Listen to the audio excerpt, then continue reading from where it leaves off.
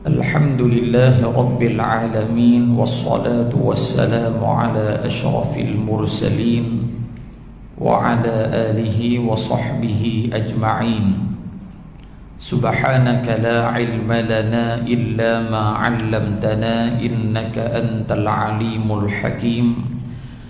Qala rabbi shrah li sadri wa yassir li amri wahlul 'uqdatam min lisani yafqahu qawli.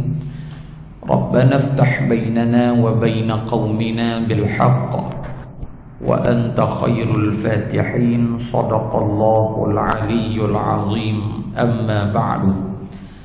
Bersyukur kehadrat Allah Subhanahu wa taala pada malam hari yang barakah ini kita dipertemukan oleh Allah di dalam pengajian kita, pembacaan riwayat hidup ataupun sirah kekasih kita Nabi Muhammad sallallahu alaihi wasallam. Kita sambung semula pembacaan kitab kita pada muka surat 27, perenggan hak bawah sekali. Bismillahirrahmanirrahim. Qala al-muallif rahimahullahu ta'ala wa nafa'ana bi'ulumihi fid darain amin ya rabbal alamin. Berkata pengarang rahimahullahu ta'ala, menurut Ibnu Hisham di dalam kitab Siratun Nabi sallallahu alaihi wasallam, bahawa Rabi'ah bin Nasr, raja negara Yaman, telah bermimpi dengan suatu mimpi yang menakutkan.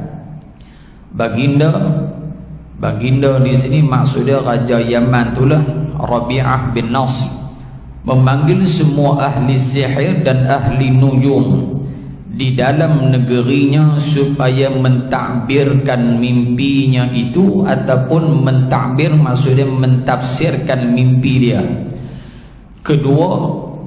Kedua mereka menasihatkan, maksud kedua mereka di sini kedua pihak, iaitu ahli sihir dan juga ahli nujum. Menasihatkan baginda supaya menceritakan mimpinya kepada dua orang yang bernama Sutaih dan juga Syiq, yang ditakbir untuk ditakbirkan kerana kedua orang itu dianggap boleh mentakbirkan. Maka baginda pun menghantar utusan menjemput kedua-duanya. Jadi bila mana Raja Yaman ni dia mimpi dengan satu berita ataupun mimpi yang menakutkan, dia pun panggillah ahli nujum dan juga ahli sihir, cerita kat mereka. Maka ahli sihir dan ahli nujum ni kata, Tuanku kena panggil dua orang ni. Mereka ni pakar dalam menafsirkan mimpi, nama dia Sutaih, yang kedua nama dia Syiq. Maknanya apa tuan-tuan? Di samping kita nak tahu peristiwa berlaku sebelum kelahiran Nabi SAW, peristiwa Rabi'ah bin Nasr ini juga mengajar kita bahawasanya satu benda hak kita tak tahu, tanya pada orang hak tahu. Tak semua orang dia boleh mentafsirkan mimpi, melainkan mereka-mereka yang diberikan kelebihan oleh Allah Subhanahu wa ta'ala. Di antaranya kalau ulama Islam yang pakar dalam mimpi ni siapa? Di antaranya Muhammad bin Sirin ataupun Ibnu Sirin rahimahullahu ta'ala. Ni di antara tokoh ataupun pakar dalam menafsirkan mimpi. Jadi panggillah Sutaih dan Syiq ni, maka raja ni pun cerita. Apabila Sutaih dan Syiq tiba, lalu kedua-duanya dipanggil menghadap secara berasingan dan tidak diberitahu apa yang dimimpikan oleh raja.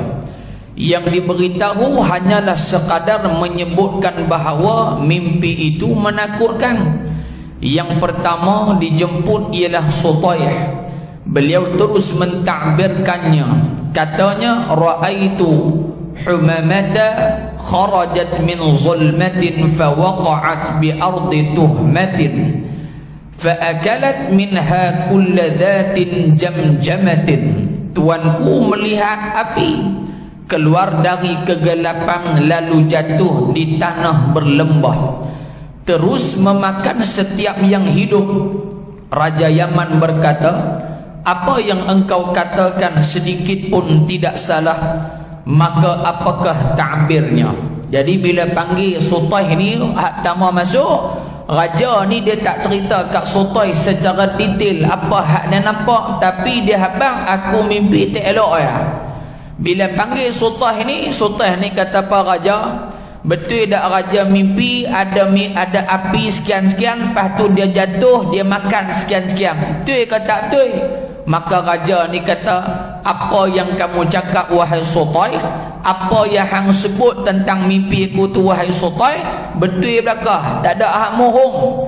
Maka Sutaih pun kata, baik lah ni mai saya nak ta'bir, mai saya nak bagi tafsiran apakah yang dimaksudkan dengan mimpi tuanku.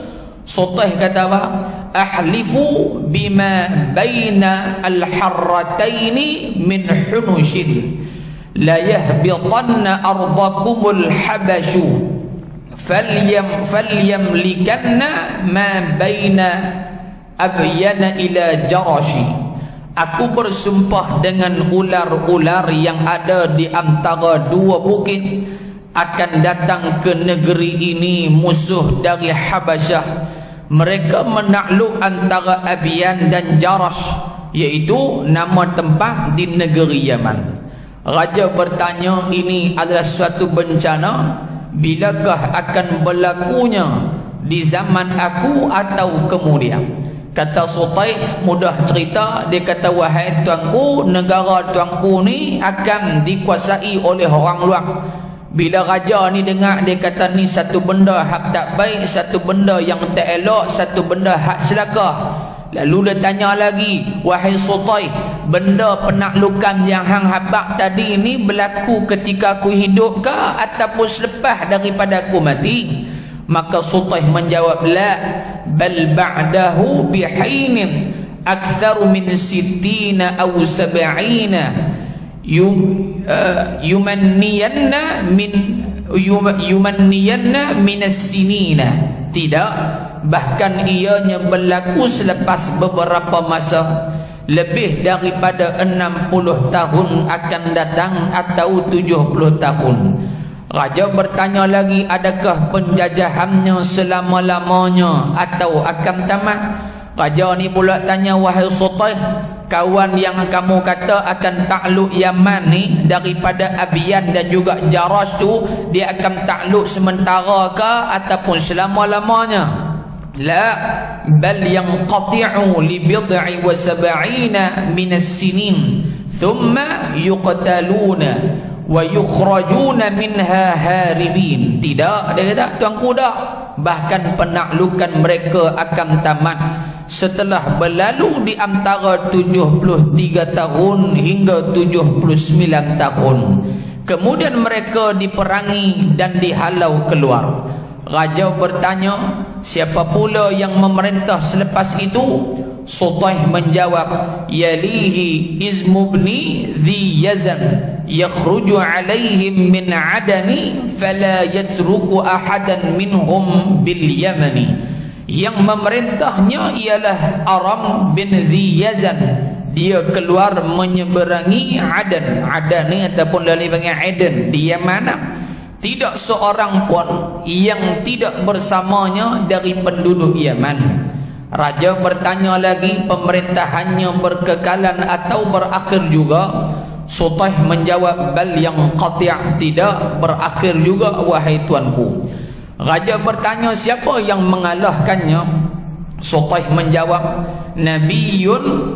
Nabiyyun zakiyun ya'tihil wahyu minal ula.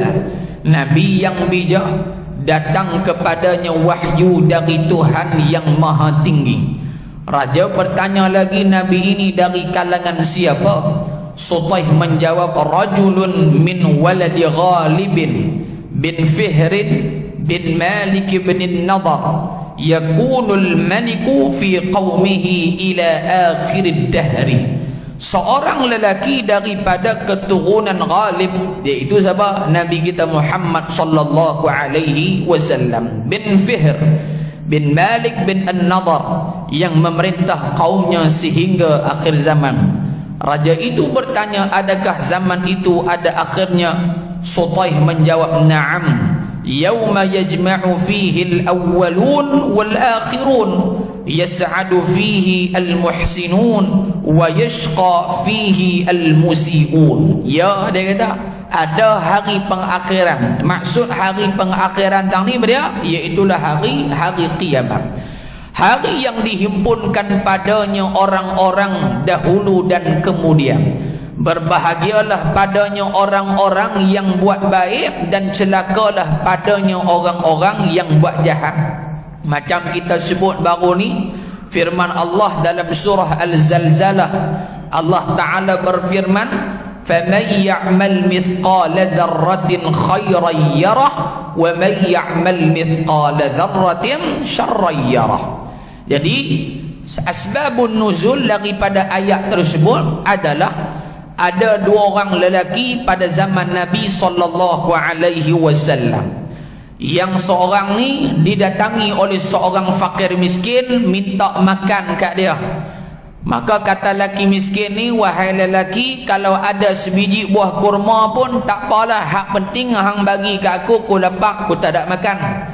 Maka lelaki ni apabila orang susah ni minta sebiji buah kurma, dia beranggapan, dia kata sebiji buah kurma ni tak boleh apa kot, tak ada pahala kot, tak dikira kot oleh Allah Subhanahu wa ta'ala. Maka bagi dia macam bagi buah kurma tu macam tak dipandang oleh Allah.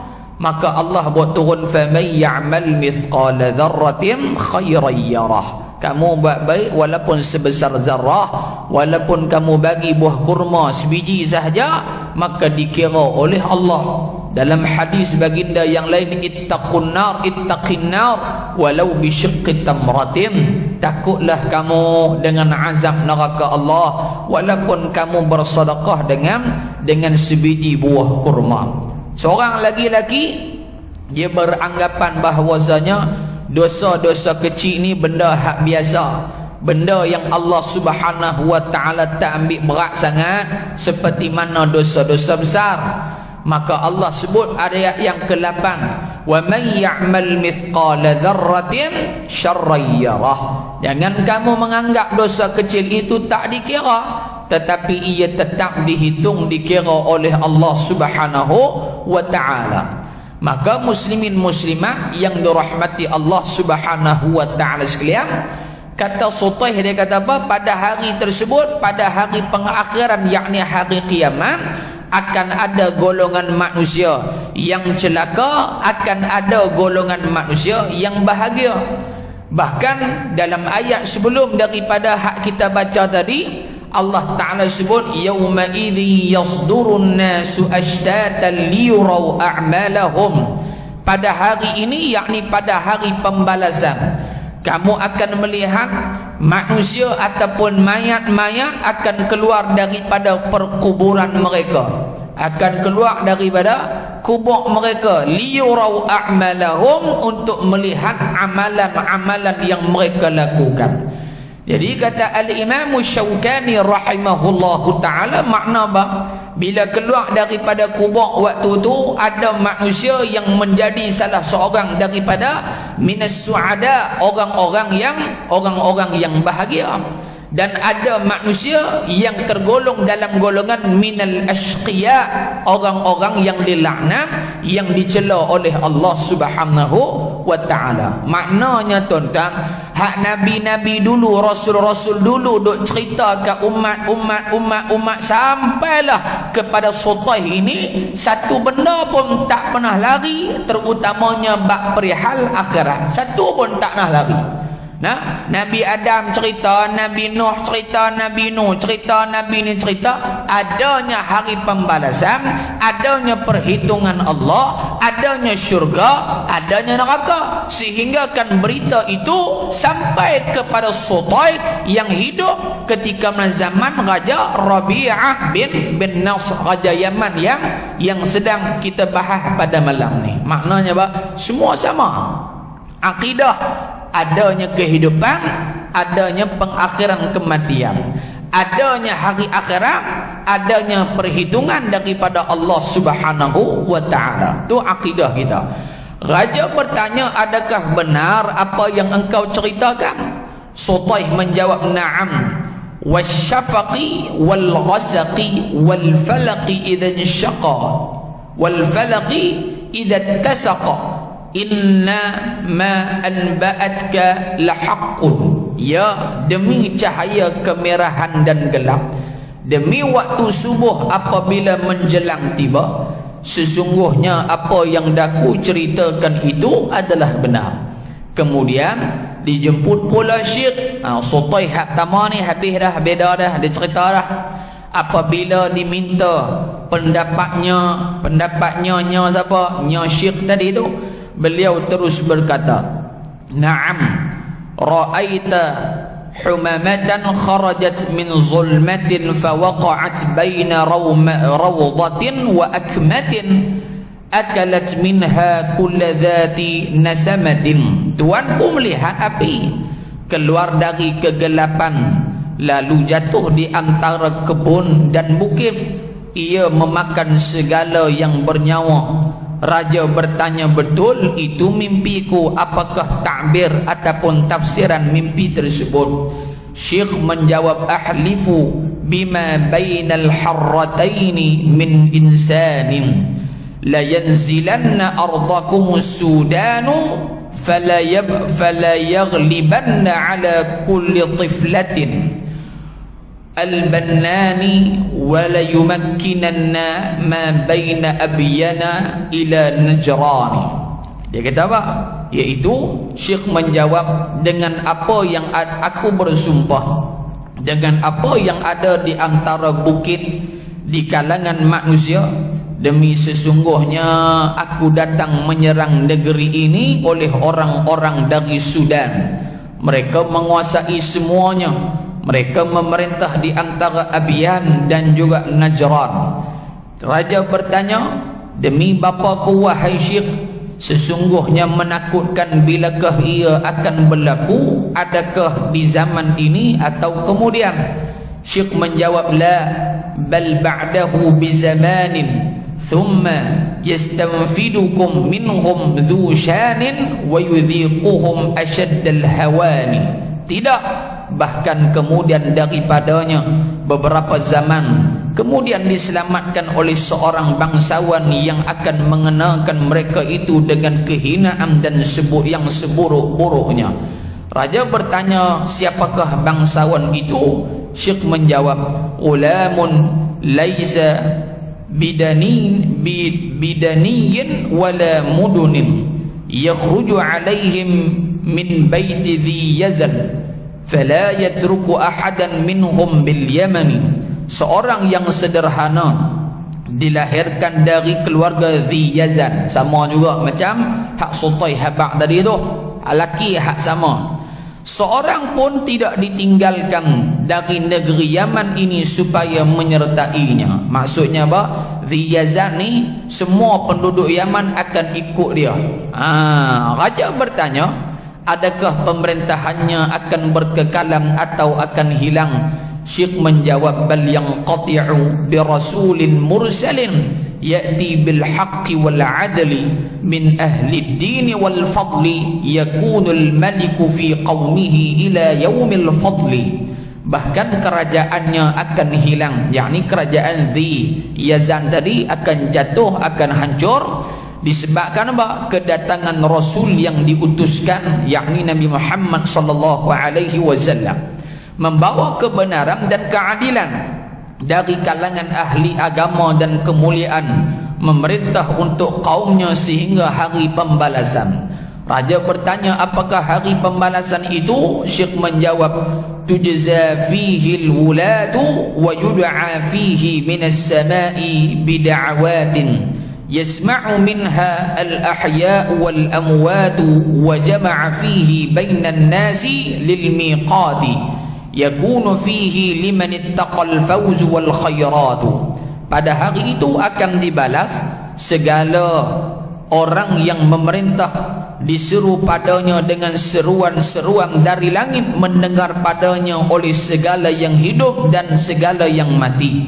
Dikumpulkan manusia pada suatu hari yang ditetapkan, di mana orang yang memelihara dirinya beroleh kemenangan dan segala balasan yang baik. Raja bertanya lagi, adakah yang kamu nyatakan itu benar? Syekh menjawab, ay wa rabbis samai wal ardi wa ma bainahuma min raf'in wa khafdin innama anba'atka bihi lahaqqun wa ma fihi imdi. Demi Tuhan langit dan bumi dan barang yang ada di antara kedua, dari yang tinggi dan yang rendah, sesungguhnya apa yang aku ceritakan itu adalah benar, tiada padanya keraguan. Jadi hak kita duk cerita pasal Sutaih dan juga Syekh ini salah satu daripada perkhabaran menunjukkan bahawasanya umat-umat terdahulu sebelum baginda Rasulullah sallallahu alaihi wasallam mengetahui bahawasanya akan ada seorang nabi, seorang rasul yang diutuskan oleh Allah. Dan Syekh sebut lagi antaranya diutuskan apa? Untuk jadi ketua ataupun untuk memimpin kaumnya, yakni umat manusia. Yang ketiga bil adli, dengan keadilan, dengan ihsan. Dan Nabi Muhammad sallallahu alaihi wasallam daripada kalangan apa? Ahluddin, orang agama, yakni yang mempunyai pegangan akidah mentauhidkan Allah Subhanahu wa taala. Semenanjung Arab dan bangsanya menjadi tempat pilihan. Menjadi nikmat yang besar di mana hanya Allah sahaja yang maha mengetahui kenapa semenanjung tanah Arab menjadi pilihan. Kalau direnung-renung sedalam-dalamnya, di sana tempatnya adalah paling strategik kerana ianya jauh dari negeri-negeri yang diasaskan di atas tamadun melulu. Ni apa hikmah Allah Subhanahu wa taala pilih Makkah Al-Mukarramah, tempat lahirnya, tempat datangnya, tempat dibangkitkan Nabi sallallahu alaihi wasallam.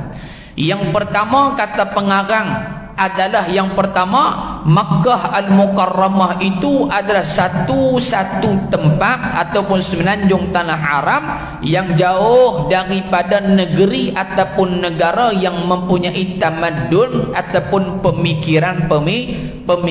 Satu. Yang kedua, kalau dilihat kedudukan Makkah Al-Mukarramah itu adalah center of the world. Tu dia cakap masalah halal ni, betul kita betul tak tahu duduk pusat hak tengah-tengah bumi tu, hak tengah-tengah sekali, titik tengah adalah Makkah Al-Mukarramah. Dua.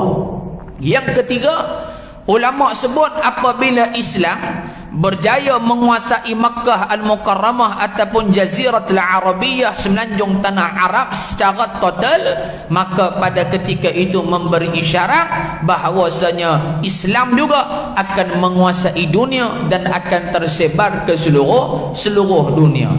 Kalau kepala tu kemah, maka hak bawah pun ikut hak kepala. Faham tak belum? Kalau hak kepala tu kemah, maka hak bawah pun akan ikut kepala.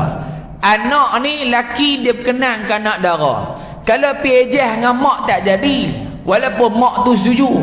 Tu tak Ustaz Azizi. Tu nak.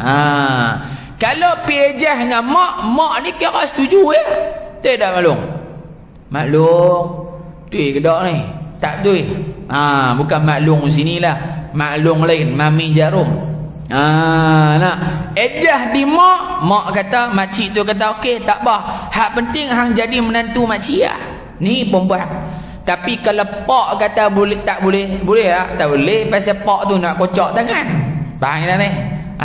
Pak tu dulu dia nak kocok tangan, pasal pak tu wali. Kalau wali band tak apa. Ni pak tu wali. Jadi kalau bapa ada tak guna wali dia, sedangkan dia ada tak ada, pasal apa kita nak pergi lompat pakai wali lain? Maka tak boleh. Maka kena ambil hak pak tu dulu. Perejah pak bagi sempoi, mak tak bagi, pak bagi. Hak penting pak dulu bagi. Pasal hak nak kocok tangan tu pak, bukannya mak. Nampak belum? Maka apa? Kalau hak kepala tu dapat dikuasai, maka akhirnya apa? Di bawah pun akan dapat dikuasai. Ini di antara strategi hikmahnya Allah Subhanahu wa taala. Bahkan kalau kita baca lagi lepas ni, kita tengok bagaimana strategi dakwah Nabi SAW.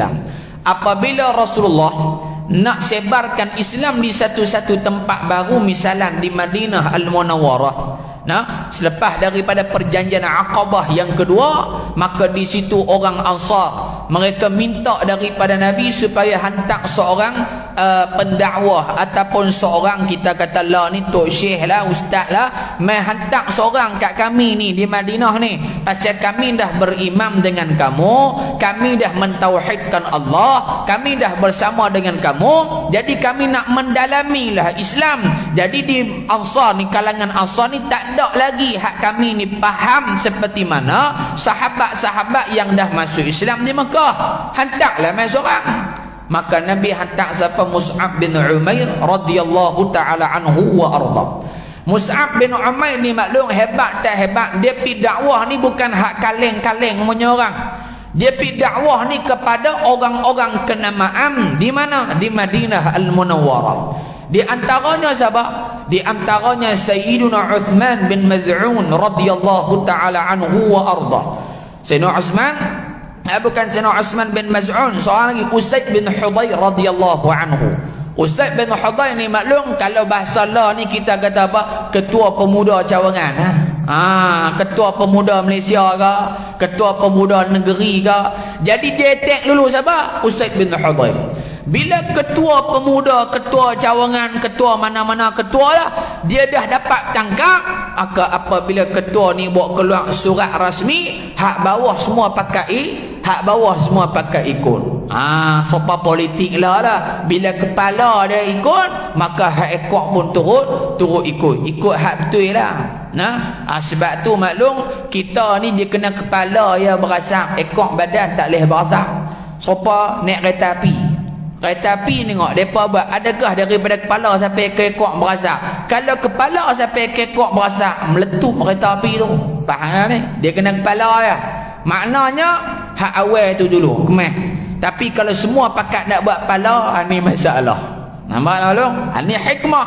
Nabi hantar Mus'ab bin Umair ke Madinah, maka dapat pegang Usaid bin Hudayr, dan akhirnya bila Usaid bin Hudayr radhiyallahu anhu masuk Islam, hak lain pun semua pakat masuk Islam. Begitulah juga hikmahnya Allah Subhanahu wa taala memilih bumi semenanjung Arab, terutamanya Mekah Al-Mukarramah, tempat kelahiran baginda Nabi Muhammad sallallahu alaihi wasallam.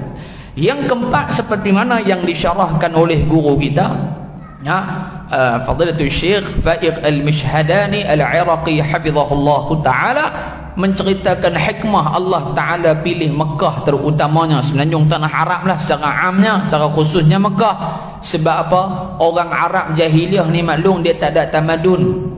Maksud apa tamadun? Cara berfikir tu tak ada. Cara fikir tak ada.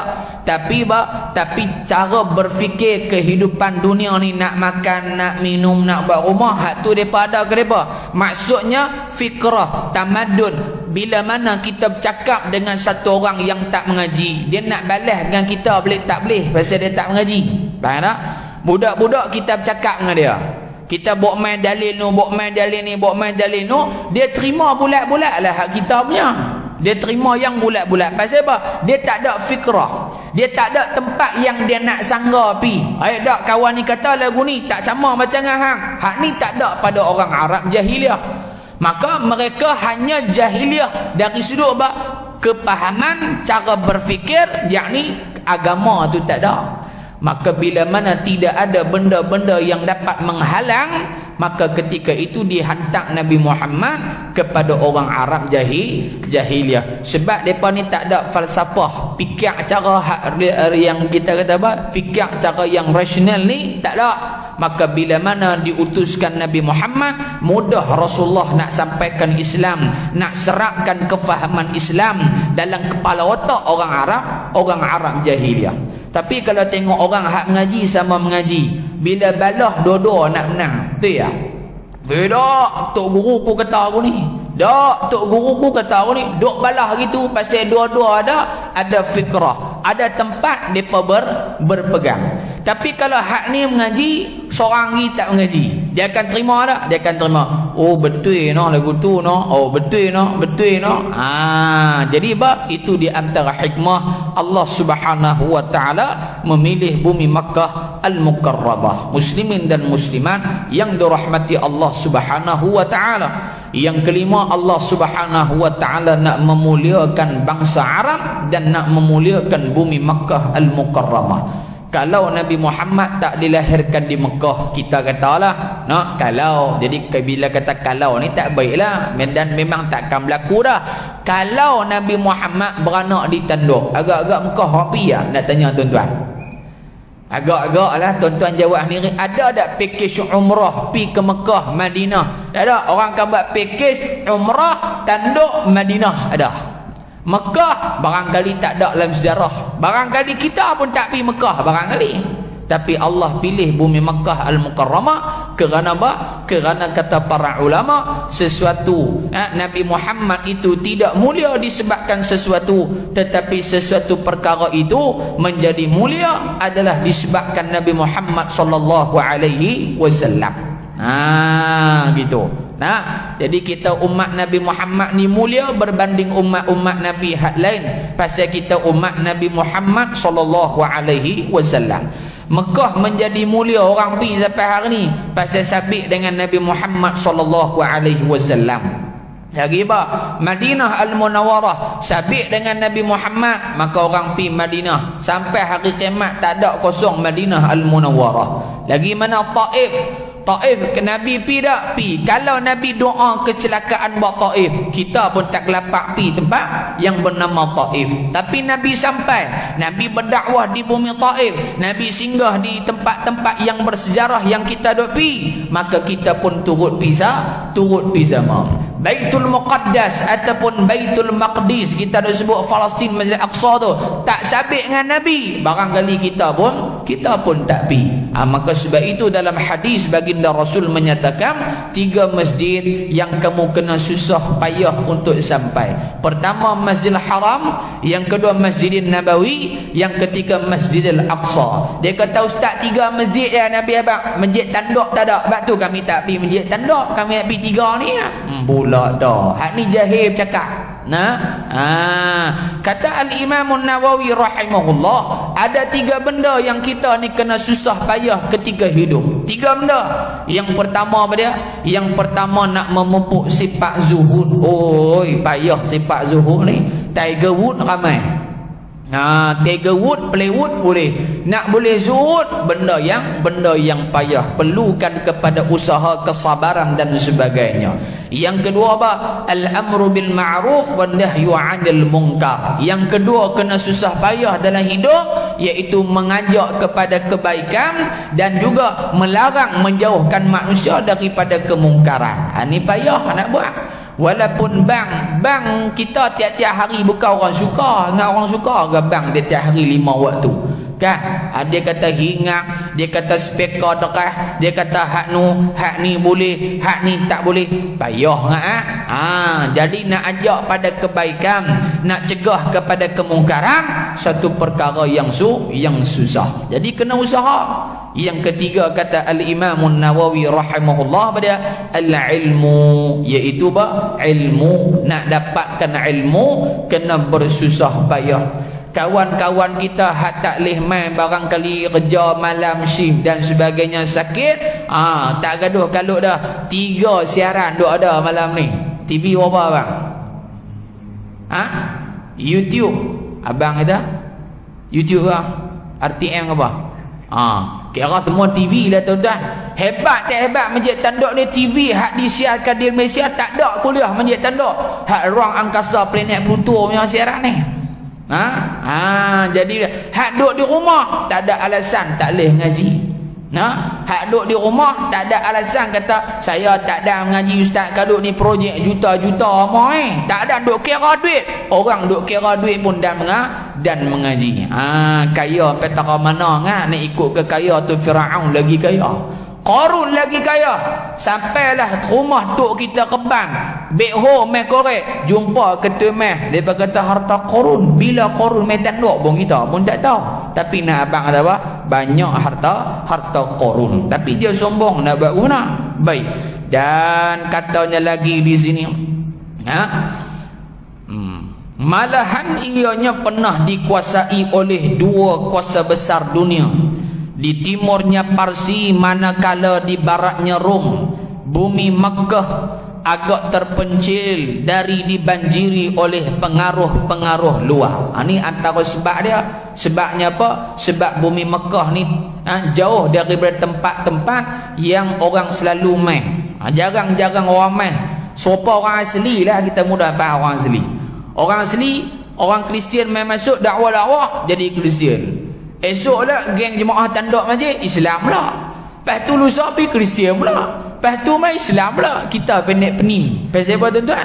Pasal dia tak ada fikrah hak awal tu, pegangan tu tak ada. Kawan ni mai bagi contoh nu, bagi dalil nu, bagi anu, dia percaya. Lepas tu mai pula kita bagi hak nu, bagi ni, dia mayang sah. Lepas tu kufur sah, mayang sah. Ibarat dia lagu tu lah ke semenanjung tanah haram, terutamanya Mekah Al-Mukarramah. Tuan-tuan, orang Kristian dia punya kerja dia hebat tuan-tuan. Kerja dia hebat, subhanallah. Dia boleh piduk dalam kampung orang asli tu setahun tak balik pun tak apa. Kita jangan kata hantar pergi kampung orang asli, hantar pergi pekan pekan si itu pun duduk dalam sikit belah telui ke apa. Allah, demo bercakap pun tak faham apa ni. Tak faham pala putih apa pun tak faham. Hak tahu tak tu deh mapuh kekeng dua tu ya tahu. Hak lain tak tahu lah nak buat apa. Pening pala kita. Tapi orang Kristian dia boleh main, dia boleh faham macam mana orang asli punya kehidupan, makanan harian depa, adat resam depa, kalau nikah lagu mana, cerai talak ke apa lagu. Dia tahu. Bila mana dia faham semua tu tuan-tuan, maka barulah dia masukkan jarum-jarum dia yang sesat agar orang asli ni terutamanya ikut apa yang mereka sampaikan. Ini hebat orang Kristian. Jadi kita dakwah pada orang Kristian ni kurang. Kurang. Ni orang duk rayuh kisah Merry Christmas lah. Rayuh. Hak artis pun nak jadi mufti tu payah hang. Bukan Malaysia ni. Cerita di belah Buenos Aires belah Brazil. Adik-beradik Maradona, Rivaldo, Ronaldo, Neymar belah sana artis Malaysia tak apa. Semua reti dah. Kitab fiqh daripada hak bawah pakai atas Minhajul Talibin tu khatam dah. Semua nak bergelak fatwa. Dia kata anak saya jadi apa salahnya kami nak sambut Merry Christmas bla bla bla bla bla. Orang buat main hadis apa semua. Ni lah dia kata orang Islam kolok, dia kata tak ikut zaman. La haula wala quwwata illa billah. Tapi bukan artis Malaysia lah. Cerita ni belah Brazil. Adik-beradik Jennifer Lopez apa belah sana jadi haduk di Malaysia jangan duk berasa teruk tengah. Baik. Dan walaupun bangsa Arab berada di dalam keadaan jahiliyah, tetapi berada di dalam kekosongan fikrah yang lebih mudah diisi dengan suatu pembaharuan. Jahil mereka tidak berlapis-lapis, otak mereka mudah dibersihkan, dan bumi mereka amat sesuai untuk menyebarkan Islam ke seluruh dunia. Kita baca cepat-cepat ni. Dan keadaan mereka yang hidup di padang pasir itu melahirkan kekuatan hati bagi merempuh perjuangan yang besar. Ini hikmah dia. Pilih orang hak duduk di tengah padang pasir ni pasal apa? Pasal mereka ni hidup mereka susah dan mampu menghadapi kesusahan seperti mana mereka menjalani kehidupan. Duduk di padang pasir ni teruk tak teruk ribut pasir dengan panas. Sehari nak cari makan minum, mereka nak survive hidup anak bini haiwan ternakan, maka menunjukkan mereka ini ada kesabaran. Jadi Allah Subhanahu wa taala nak bagi tahu bahawa apabila mereka ini menerima Islam, mereka juga akan menghadapi ujian yang besar dalam menyebarkan agama Allah Subhanahu wa wa taala. Jadi di sini apa? Nak menunjukkan al-isti'dad, persiapan yang Allah Subhanahu wa taala tunjukkan kepada kita. Apa-apa benda yang kita nak buat, yang kita nak tempuh, yang kita nak lalui, perlukan kepada persiapan. Abang-abang kita hak main nak rakam ke live ke apa benda ni, dia ada persiapan. Mentara dia nak main buka ni, bukan main buka gonyeh terus gitu. Dia buka tengok bateri ada ke tak ada. Sehari dia buat test. Dia cakap tang mic duk tang ni dengar ke tak dengar di telinga dia kan. Sehari dia komen pula tang apa live depa tu, dengar tak suara ustaz. Depa balas tak dengar. Dia pun perejah tak dengar juga. Balas pula dengar tak dengar dah. Oi dekat rupanya suara ustaz ni. Contoh gitulah. Dia ada isti'dad, persiapan. Ayah-ayah nak main masjid ada persiapan tak? Kau pakai sarung hak mana dia ni? Ada persiapan kan? Sehari nak pakai baju apa, sehari kasut duduk tang mana, sehari motor ada minyak tak ada minyak. Maklum ada persiapan tak maklum? Kau pakai hak mana randuh dan saja, pakai hantam tu. Tak. Orang perempuan lagi banyak persiapan. Sehari ni nak pergi jumpa siapa? Tak sad dah janji dengan kawan dah. Sehari nak sembang sikit bab MLM. Jadi apa persiapan? Kena bawa katalog paling kurang 2-3 katalog Tupperware. Contoh. Bukan maklum lah ni. Zimbabwe. Zimbabwe. Ada persiapan? Ada persiapan. Nabi Muhammad nak ke mana? Sidratil Muntaha, peristiwa Al-Isra wal Mi'raj. Ada persiapan? Ada persiapan. Apa dia? Antaranya dibelah dada Rasulullah sallallahu alaihi wasallam. Ditunjukkan perkara-perkara ghaib yang Nabi tak pernah tengok. Azab orang yang buat benda jahat, nikmat orang yang buat benda baik. Itu semua apa dia tu? Adalah isti'dad, persiapan rohani dan juga luaran untuk seorang yang nak menyampaikan agama Allah Subhanahu wa ta'ala. Perlu kepada persiapan, kekuatan dalaman dan juga luaran. Dan kata pengarang lagi, justru itu pilihan dari Tuhan semesta alam itu amat kena pada tempat dan orangnya.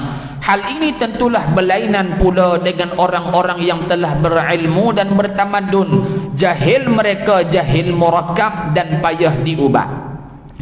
Sesungguhnya keadaan mereka tidak boleh menjadi muqaddimah pembukaan kepada dakwah risalah akhir zaman yang didakwahnya untuk seluruh manusia di sepanjang zaman dan semua tempat. Sudah tentu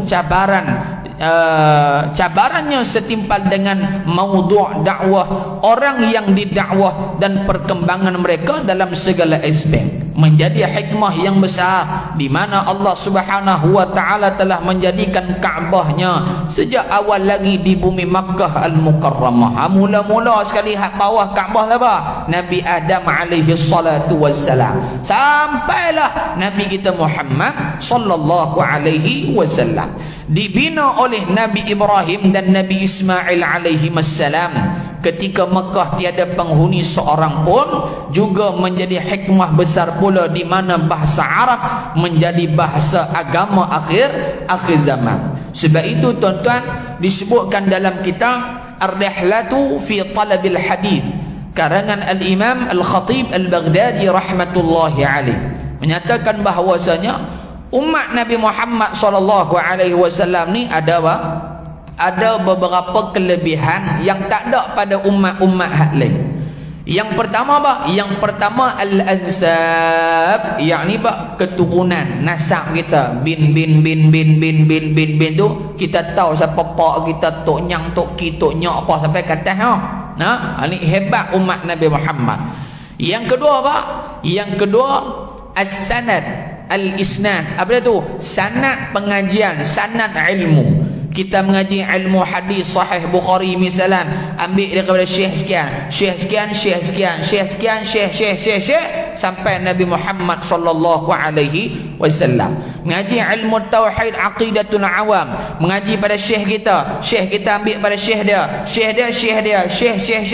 sampai pengarang kita naik sampailah bersambung apa yang disebutkan dalam kitab seperti mana yang diinginkan oleh Rasul sallallahu alaihi wasallam. Mengaji ilmu qiraat, ada qiraat 7, qiraat 10, qiraat 14, macam-macam qiraat ada. ada yang qiraat syadzah, qiraat yang tak boleh kita baca lah sembahyang, hanya boleh mengaji untuk tahu saja.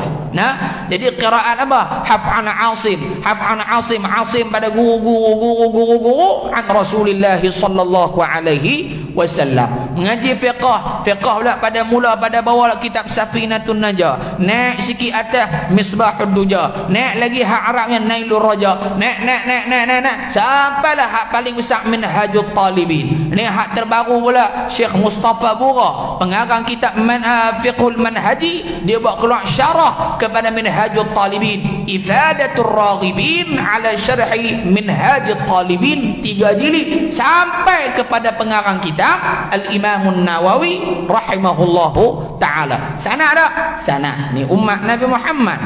Yang keempat, yang ketiga apa dia? Lupa beda. Tu dia tu. Duk derah lupa. Hak pertama nazar. Yang kedua sana.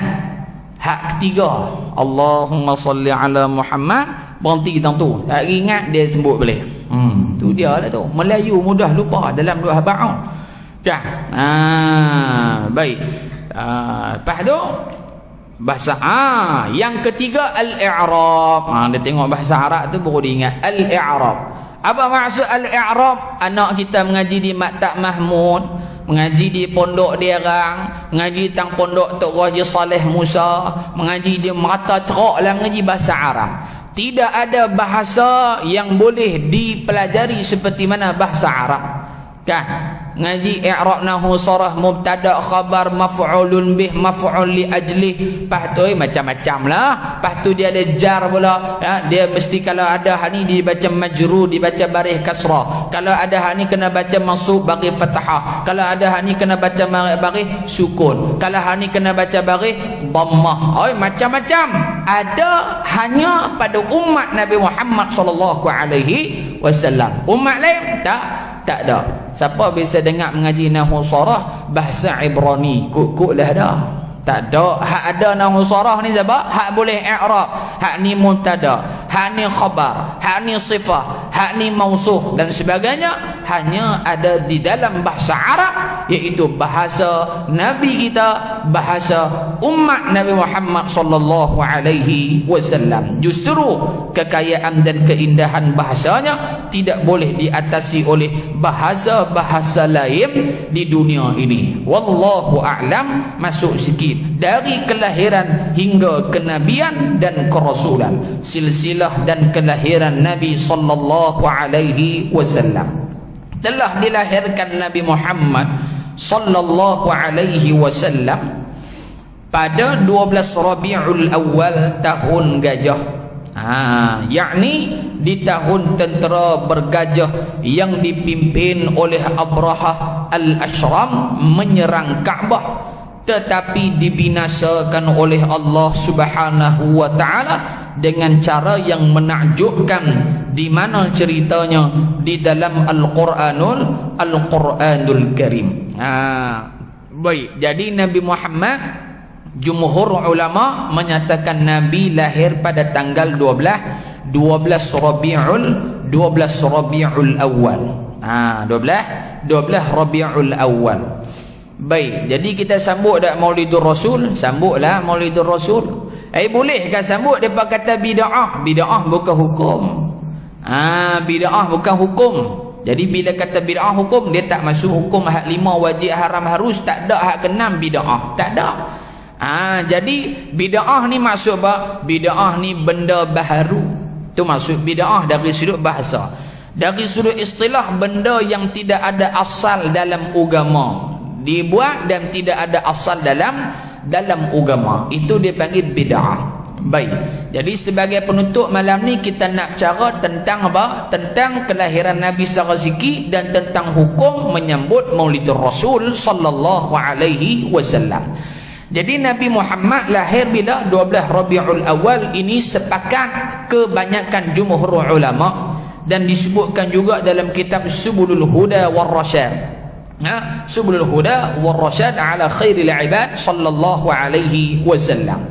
Satu, Nabi lahir 12 Rabiul Awal amul fil, tahun gajah.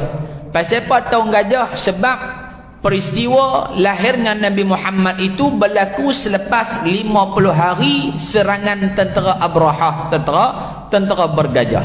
Baik, macam mana boleh jadinya serangan Abrahah ni? Yang pertama, Abrahah ni dia Raja Yaman. Raja Yaman. Baik, bila mana dia Raja Yaman, dia menjadi pelik sebab orang tak ramai pi ke tempat dia, ibu negara Yaman, iaitu di Sana'a tu. Tak ramai yang pi, ada yang pi tapi tak ramai. Yang ramai orang mai mana? Mai Mekah Al-Mukarramah, mai dagang, mai singgah dan sebagainya. Menyebabkan Abrahah ni dia hantar seorang orang suruhan dia pi tengok di Mekah tu ada binatang apa ni, orang mai dengan orang pi ni, hang pi tengok ngak. Maka kawan ni pun pilah malum. Bila dia pergi, dia tengok ada satu binaan yang berbentuk 4 segi. Kalau hitam, apa dia tu? Kaabah tu lah. Dia tengok, oh, dia kata pasal ni ke orang ramai-ramai. Akhirnya dia balik semula ke Sana'a. Dia bagi tahu kepada Abrahah, wahai tuanku, ketahuilah tempat kita ni orang tak mai. Pasal apa? Pasal tempat kita tak ada macam tempat depa. Apa ada tempat depa? Ada satu binaan. Depa kata hak tu Kaabah. Orang duk mai, duk pusing, duk keliling, duk pusing, duk tawaf dia tu. Maka sebab itulah ramai yang mai Mekah tuanku. Abrahah ketika itu mendapat satu idea ilham yang tak baik, maka dia perintahkan orang bawahan dia buat satu kanisah ataupun tempat peribadatan yang besar nak lawan kedudukan keagungan Kaabah Al-Musharrafah. Dengan niat apa? Nak tarik hak duk pi melabuk di Mekah tu, main duk melabuk di mana? Di Sana'a. Jadi di sini tuan-tuan, benda hak baik apa kita boleh ambil pada Abrahah? Satu orang pemimpin, dia kena fikir bagaimana nak memajukan negara dia. Bagaimana dia nak tolong rakyat dia, tapi dengan cara yang baik, bukan dengan cara yang hak, dengan cara yang haram. Ni satu orang kepala otak pemimpin yang hebat. Hak ada ke Abrahah ni. Baik. Buat siang, tiba-tiba tuan-tuan, berita tentang tempat ibadah yang Abrahah buat tu sampai kepada satu orang pemuda di Mekah. Pemuda ni daripada Bani Kinanah. Dia dengar saja, dia terus pi ke mana? Dia terus fly pi ke Sana'a. Bukan naik kapal terbang lah. Dia pi lah, barangkali berjalan ke naik keldai ke naik Grab ke apa, habis orang itulah. Grab zaman dululah, Grab, Camel Grab. Habis orang itu kan. Sampai di sana, dia buat apa? Dia ni bila tengok Abrahah punya hati busuk tak elok, dia pi buat benda tak baik. Sebahagian kata dia pi ambil najis, dia pi lungguk dalam tempat ibadah ni Abrahah ni. Menyebabkan keesokan hari Abrahah masuk dalam tempat tu, tengok najis penuh, benda-benda tak elok penuh, kotor dan sebagainya. Tanya Abrahah, siapa hak abang? Dia kata, orang duk abang satu orang pemuda daripada Mekah, daripada Bani Kinanah. Abrahah kata, hari tu saya tambah kan lagi faham. Dia kata hari budak ni dah Mekah dia ni mesti geng hak duk pusing kok Kaabah dia mesti tak puas hati. Akhirnya Abrahah pada ketika tu muslimin yang dirahmati Allah Subhanahu wa taala, Abrahah dihimpun bala tentera dia seramai 60,000 orang. Nak mai serang apa? Nak mai serang Kaabah Al-Musharrafah. Berapa gajah ada? Gajah tak banyak pun. Hak mai berjalan ni lah banyak. Gajah dalam riwayat menyatakan ada yang kata 9 ekor, ada hak kata 13 ekor. 9, 13. Nombor cantik jangan duk pitikam lah. Jangan 9, 13. Dia kata hatu nombor bagusnya tu sebut dalam kitab tu. Dia kata boleh ambil tu. Tikam-tikam kena suruh. Takut lagi jadi lagu Abrahah kat mampu. 9 dan 13, dua pandangan. Hak betulnya pinak gajah lah tuan-tuan, bukan pinak arezek. Pinak gajah. Dan Abrahah dia naik gajah hak paling besar kali. Besar mana? Jangan duk tanya. Sekali tuan-tuan tanya besar ada, besar Belfire dah. Jangan duk tanya saya lah, mana saya nak tahu. Tapi dia naik gajah yang paling besar daripada gajah-gajah yang lain. Baik. Jadi tuan-tuan perempuan sekalian, maka jalan cerita pendek cerita ni. Bila jalan sampai di mana tuan-tuan? Sampailah di Muzdalifah. Kawasan manasik haji nu lah, ya duk pi haji apa semua tu kan. Sampai di situ takdir Allah Subhanahu wa taala, gajah Abrahah dengan endegeng, gajah-gajah dia lain semua pakat berhenti duduk Allah. Bila duduk berehat tentu semua dah selesai berehat, dah kena kopi O ke apa habis kurang tu, depa pun nak mangkit nah, suruh gajah ni mangkit. Takdir Allah, bila suruh gajah mangkit, gajah tak mau mangkit. Pasal apa? Depa lupa gajah tu pun makhluk Allah Subhanahu wa taala. Nah, bila mana depa nak pi juga, ketika tu Abdul Muttalib adalah adik-beradik Rasulullah sallallahu alaihi wasallam pada ketika tu pi tahan depa. Ni, kalau hang nak mai di Mekah ni, nak mai bunuh kami punya kambing-kambing semua, tak apa. Pasal kami ni pengembala kambing. Pengembala kambing, tak apa. Tapi kalau hang mai nak meruntuhkan Kaabah, hang jangan lupa Kaabah ni ada tuan yang memiliki dia. Yang ni apa? Allah Subhanahu wa taala. Depa berkerah juga. Takdir Allah, alam tara kaifa fa'ala rabbuka bi ashabil fil alam yaj'al kaidahum fi tadlil wa arsala alaihim tayran ababil sabahabil. Allah taala hantar mai burung. Di sini Allah nak ajak kita jangan cabar kekuasaan Allah, kerana semua hak ada di keliling kelalang depan belakang kanan kiri kita semuanya di bawah kuasa Allah Subhanahu wa taala. Hatta binatang sekalipun. Burung kecil, burung cak rumah tu, kalau kita nak penanya dia boleh tak? Pada adat kita boleh penanya dia. Tapi kalau Allah Ta'ala hantar main 10,000 ekor main hurung muka kita, tak ada nak lipat padamu. Pasal apa? Kerja Allah Ta'ala. Akhirnya dalam tafsir Al-Munir sebut burung ababil ni, sebahagian kata nama dia burung balsan, dan satu lagi nama dia Al-Khatatif. Burung ni, sekok burung dia bawa 3 ketui batu. Seketui di mulut, 2 ketui di kaki dia, kanan dan kiri. Maka dilemparkan sampai saja lempar jatuh atas tubuh badan tentera Abrahah dan juga Abrahah sendiri. Maka menunjukkan panasnya batu yang dibawa oleh burung tadi ni, tuan-tuan perempuan sekalian. Apa Allah Subhanahu wa taala nyata, para ulama tafsir nyatakan bila mana jatuh atas kepala tentera Abrahah, jatuh atas kepala keluar ke lubang punggung. Jatuh atas berlubang sampai ke bawah. Sopa taik jolok ke atas, keluar ke lubang punggung. Sopa tu contoh dia. Panas, jatuh, perum keluar ke punggung. Jatuh, keluar ke punggung. Tapi hebatnya tuan-tuan, pasal apa? Kalau ikut hukum adatnya, manusia lebih kuat pada burung. Tetapi bila mana batu tu jatuh atas manusia, manusia mati. Sedangkan burung tu bukan takat jatuh, dia pegang terus batu tu. Pasal apa burung tu tak mati? Faham tak? Allah nak ajak kita tak mustahil. Ada kata api dia membakar siapa-siapa hak pi sentuh dia, tetapi Allah punya kuasa api juga tak mampu membakar siapa yang menyentuh dia. Ni tauhid kepercayaan kita kepada Allah. Jatuh tentera Abrahah habis mampu semua, Abrahah tak mati. Selalunya hak jahat ni lambat mati. Sopa Abu Jahal lah. Tuan-tuan jangan duk renyih terus kan. Tuan-tuan duk renyih satu macam yang kat saya ni kan. Abrahah tak mati. Abu Jahal dalam perang Badar pun lambat mati. Duk lihat lagi siapa bunuh dia? Abdullah bin Mas'ud. Abrahah tak mati. Dia lari balik tuan-tuan. Lari balik. Nampak tak tuan-tuan, orang jahat bila geng lari mati, dia pun sudah cabut lari. Ini orang jahat. Tapi kalau orang hak betul, hang seorang pun dia nanti jalannya. Pasal apa? Dia duduk pada jalan yang betul. Okey? Akhirnya Abrahah lari balik ke Sana'a tuan-tuan. Pada ketika itu ulama kata dalam perjalanan dia balik pergi ke Sana'a, Allah Ta'ala balakan dia dengan penyakit yang misteri. Apa penyakit dia?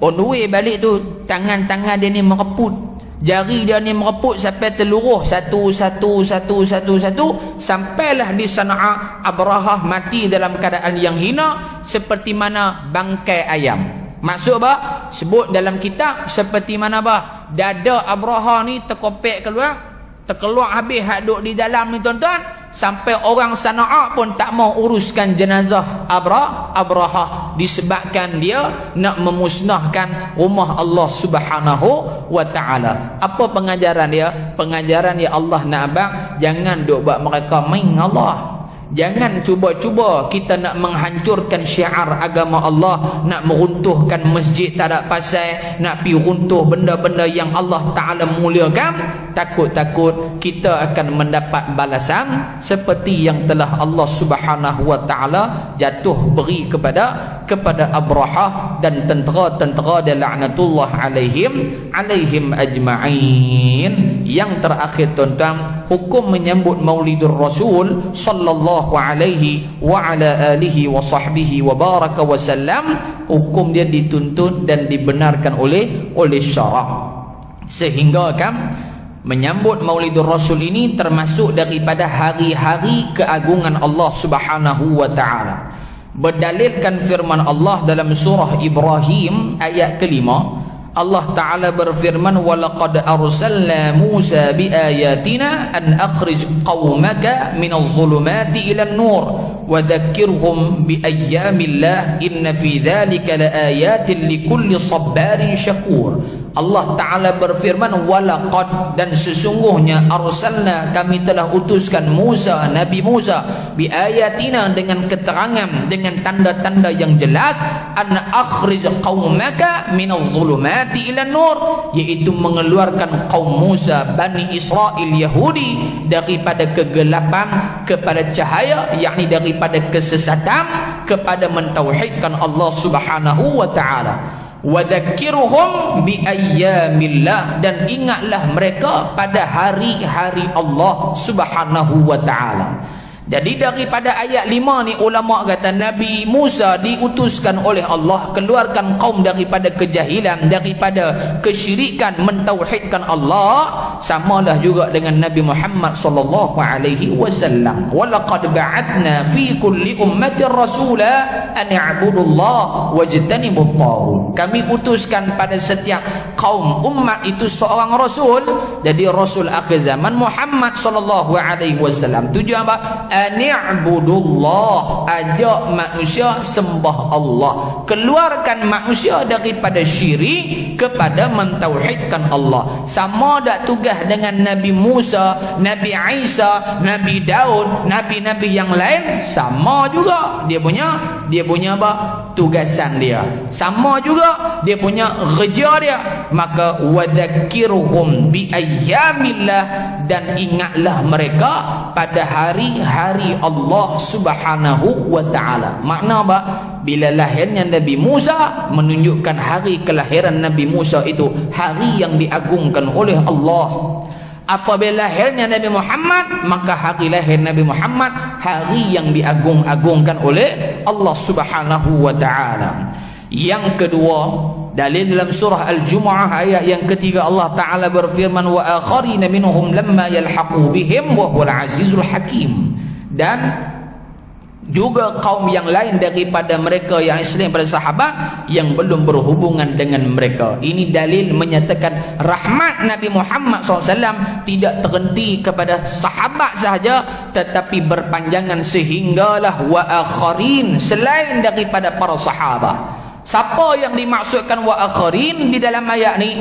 Antaranya Al-Imam Muqatil rahmatullahi alaih menyatakan yang dimaksudkan wa akharin, golongan lain yang mendapat juga rahmat Nabi Muhammad adalah orang Arab yang lahir, yang mendapat Islam selepas daripada kewafatan Nabi. Dan yang kedua, selain daripada Arab yang mendapat Islam selepas kewafatan Rasulullah sallallahu alaihi wasallam. Kita beranak Nabi dah lagi, Nabi wafat dah, makna kita termasuk dalam wa akharina minhum lamma yalhaqu bihim wa huwal azizul hakim. Dan yang ketiga, yang terakhir, pandangan daripada guru Al-Imam An-Nawawi rahimahullahu ta'ala, Al-Imam Abu Syamah radhiyallahu ta'ala anhu wa ardah. Ini yang terakhir tuan-tuan. Kata apa Imam Abu Syamah? Dia kata apa? Wa min ahsani mabtada'a fi zamanina ma yaf'alu kull 'amin fil yawmi al-muwafiqi li yawmi maulidihi sallallahu alaihi wasallam. Dia kata di antara perkara-perkara yang baik, perkara-perkara baru yang diadakan pada zaman kita yang baik dan dilakukan al-muwafiqi, yang bertepatan pada hari kelahiran Nabi Muhammad sallallahu alaihi wasallam. Makna dia kata Imam Abu Syamah, bila mai 12 Rabiul Awal, benda hak baik-baik kita dok buat ni pada hari tersebut antaranya apa? Antaranya minas sadaqah, kita banyak bantu orang bersedekah. Wal ma'ruf, buat benda baik. Wa izharu zinati was surur, dan kita menzahirkan perasaan seronok kita, gembira kita pada hari kelahiran Nabi Muhammad. Fa inna dhalika ma'a ma fihi min al-ihsani lil fuqara'i mash'arun bi mahabbatihi wa ta'zimihi sallallahu alaihi wasallam. Dia kata apa? Pada hari kelahiran Nabi juga kita bersedekah, kita buat baik, kita buat perayaan seronok dengan kelahiran Nabi. Hari itu juga kita tolong orang fakir miskin, kita buat madih kenuri, panggil anak-anak Korea yang susah-susah, panggil mai makan sekali. Itu di antara tanda kita ini kasih dan kita memuliakan, mengagung-agungkan Nabi kita Muhammad sallallahu alaihi wasallam. Ni siapa kata ni? Tuk guru kepada Imam Nawawi rahimahullahu ta'ala. Maka hukum sambut Maulidur Rasul, hukum dia dibenarkan syarak, dianjurkan oleh syarak, dan diperakui oleh para ulama yang hebat. Antaranya Al-Imam Ibn Hajar Al-Asqalani, Ibn Hajar Al-Haytami, Al-Imam Al-Qurtubi, lagi siapa lagi? Al-Imam Jalaluddin As-Suyuti. Ulama-ulama kita yang ada pada hari ini, Al-Syekh Yusuf Al-Qardawi, Al-Marhum Dr. Wahbah Az-Zuhaili, antaranya Al-Syahid Dr. Ramadan Al-Buti. Ramailah tuan-tuan ulama yang mengharuskan, membenarkan sambutan Maulidur Rasul sallallahu alaihi wa ala alihi wa sahbihi wa baraka wa sallam. Tapi tak bolehnya kalau buat sambut Maulid Nabi panggil artis main duk gelek-gelek, tu baru tak boleh lah. Nah, tapi kalau main duk baca hadis, main duk berqasidah, duk ya hanana tu tak jadi masalah. Wallahu a'lam bissawab. Berhenti tang tu tuan-tuan, sambung bulan depan. Itulah riwayat yang paling masyhur. Sambung di situ. Kita tangguh dengan tasbih kafarah dan suratul Asr. Subhanakallahumma wa bihamdik, asyhadu an la ilaha illa anta, nastaghfiruka wa atubu ilaik. Bismillahirrahmanirrahim. Wal 'asr innal insana lafi khusr illa alladhina amanu wa 'amilus salihat wa tawasaw bil haqqi wa tawasaw bis sabr. Wa sallallahu ala sayyidina Muhammad walhamdulillahi rabbil alamin. Assalamu alaikum warahmatullahi wabarakatuh.